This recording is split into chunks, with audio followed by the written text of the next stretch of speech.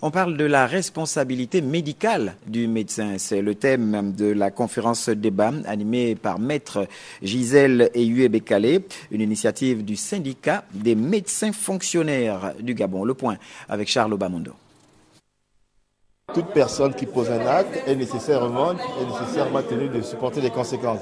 Et le médecin est un préjudiciable et il ne déroge pas à la règle. La question semble jaillir sous un angle nouveau et pourtant elle est très ancienne. Dans les pays ayant un corpus juridique solidement constitué depuis de très longues années, au Gabon, au-delà de l'absence des textes applicables en la matière, c'est plutôt l'usage d'une jurisprudence parfois inadaptée qui alimente abondamment la pratique.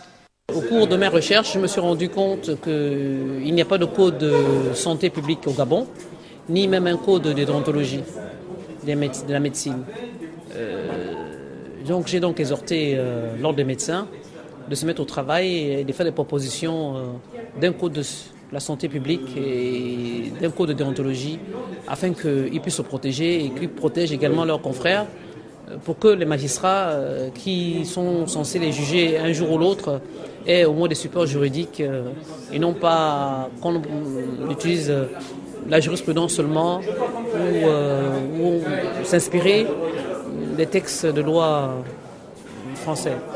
Pour le syndicat des médecins fonctionnaires, est un apport essentiel, non seulement pour la maîtrise de la règle de droit, mais encore et surtout pour la conduite à tenir au quotidien. Avant de revendiquer, il faut éduquer notre corporation par rapport à certaines situations, notamment les questions juridiques auxquelles nous sommes de plus en plus confrontés au quotidien. Le médecin a quand même une certaine responsabilité, vu que nous travaillons sur l'homme, nous avons le devoir de maintenir la vie. Et donc, dans cela, il faut que nous soyons informés d'un certain nombre de droits et devoirs.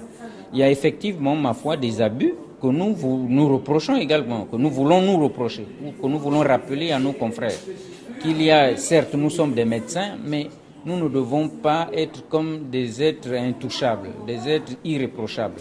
Nous avons une responsabilité qui est grande, celle de travailler sur l'homme, et là-dedans, voilà comment nous devons traiter l'homme. Sinon, voilà ce à quoi nous pourrons nous exposer. Maintenant que le constat est établi et que les médecins se sont mis à l'école, il appartient désormais au législateur de faire son œuvre.